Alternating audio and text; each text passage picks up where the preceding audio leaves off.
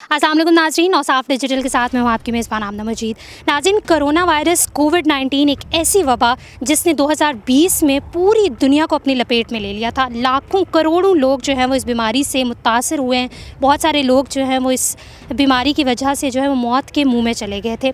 2021 के आगाज़ में जो है वो वैक्सीन बनाने का अमल शुरू किया गया था। अमेरिका और चाइना की वैक्सीन्स जो हैं वो पूरी दुनिया में जो है वो डिस्ट्रीब्यूट की गई और लोग जो हैं वो इसे लगा रहे हैं और वैक्सीनेशन का अमल बेसिकली जो है वो जारी है। पाकिस्तान में भी वैक्सीनेट हो रहे हैं लोग, लेकिन अब कोरोना वायरस की चौथी लहर ने तबाही मचा दी है। एनसीओसी की अगर मैं रिपोर्ट के बारे में बताऊं आपको, तो उन्होंने अपनी रिपोर्ट जारी की है जिसमें ये कहा जा रहा है कि तकरीबन 24 घंटों के दौरान पूरे मुल्क में यानी मुल्क भर में 80 से ज़ायद अफराद जो हैं वो मौत के मुँह में चले जाते हैं। एक दिन में 80 से ज़ायद अफराद पूरे मुल्क में कोरोना वायरस की वजह से मौत के मुंह में चले जाते हैं। एनसीओसी एक ऐसा इदारा जो कोरोना के हवाले से जो है वो जितने भी स्टैटिस्टिक्स हैं वो बताता है। तो उनके जो मुकम्मल रिपोर्ट है वो मैं आपको पढ़ के सुनाती हूँ। रिपोर्ट कुछ यूँ है कि उनका कहना है कि मूजी वबा कोरोना वायरस की वजह से एक दिन में 80 पाकिस्तानियों की जानें ले जाता है।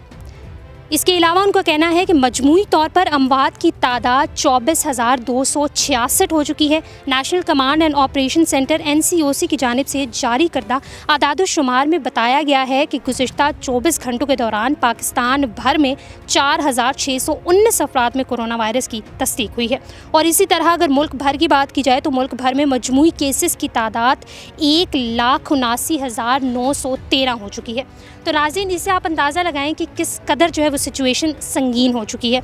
इसी तरह अगर गुज़िश्ता 24 घंटों के दौरान टेस्ट्स की बात की जाए तो 59,504 टेस्ट जो हैं वो कोविड के किए जा चुके हैं और कोरोना वायरस के मुस्बित केसेस की शरह 7.76% है। पूरे मुल्क में जो है वो कोरोना ने तबाही मचा रखी है। और इस्लामाबाद में अगर मैं स्पेसिफ़िक बात करूं तो इस्लामाबाद में 827 जो हैं वो लोग इस वक्त जो है वो कोरोना से जान की बाजी हार चुके हैं। खुदारा अपना ख्याल कीजिए और कोविड प्रोटोकॉल्स जो हैं वो उनको फॉलो करिए। बेशक आपने वैक्सीन लगाई हुई है, ये भी साबित हुआ है कि वैक्सीन लगाने के बाद भी जो है वो लोगों में कोरोना की तशख़ीस हो रही है, लोग जो हैं वो मर रहे हैं। खुदारा जो भी प्रोटोकॉल्स हैं, SOPs हैं, उनको फॉलो करिए। रश वाली जगह पर मत जाइए। ये कोविड की जो चौथी लहर आई है इसको आसान नहीं कहा जा सकता और ये भी नहीं कहा जा सकता कि अगर किसी ने वैक्सीन लगवाई है तो वो कोविड का शिकार नहीं होगा। ये भी कहा जा रहा है कि अगर ज़ाहिर है अगर एक दिन में 80 से ज़ायद अफराद मर रहे हैं तो इसका यही नतीजा निकलता है कि उन्होंने किसी न किसी ने तो वैक्सीन लगाई होगी। तो मैं सिर्फ आपसे इतना कहना चाहूँगी कि अगर हम बेशक हम लोग वैक्सीनेट हो जाएं, वैक्सीनेट होने के बावजूद भी जो है वो कोरोना के वार तेज़ी से जा रही हैं, तो खुदारा अपना ख्याल कीजिए और रश वाली जगहों पर जाने से परहेज़ कीजिए। अच्छा, आप यहाँ पर गोरकन के फ़राइज़ सर अंजाम देते हैं, ज़रा बताइएगा कि ये जो पेशगी कब्रें खोदी जा रही हैं इनका सिलसिला कब से शुरू है?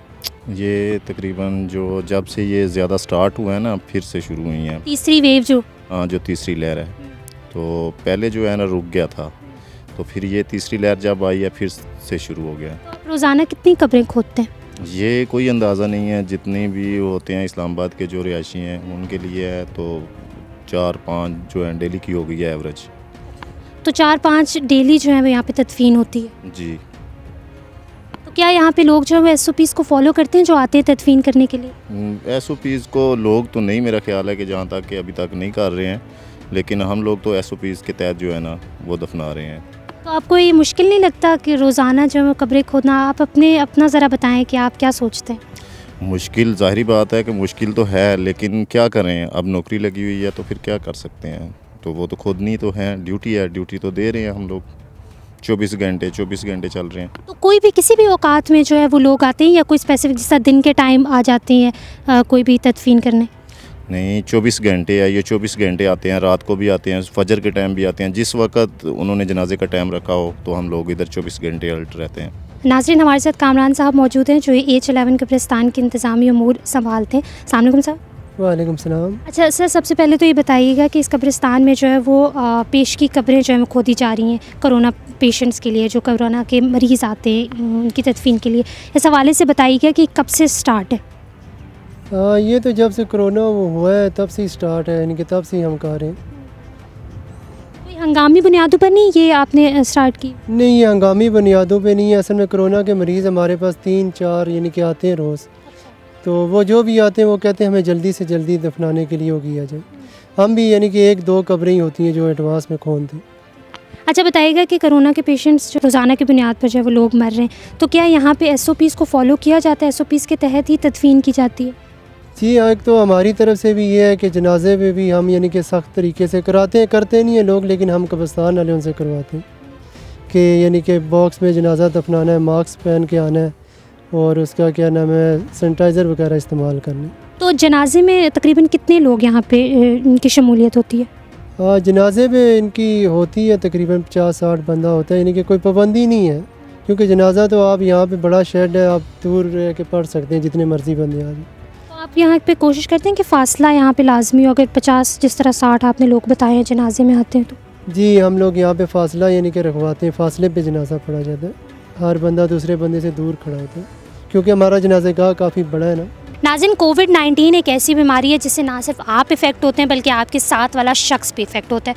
अब ये टाइम आ गया है कि आप इस बीमारी को सीरियस लें और अपना ख्याल रखें। औसाफ डिजिटल से फिल वक्त इतना ही। मज़ीद अपडेट रहने के लिए हमारा चैनल सब्सक्राइब कीजिए।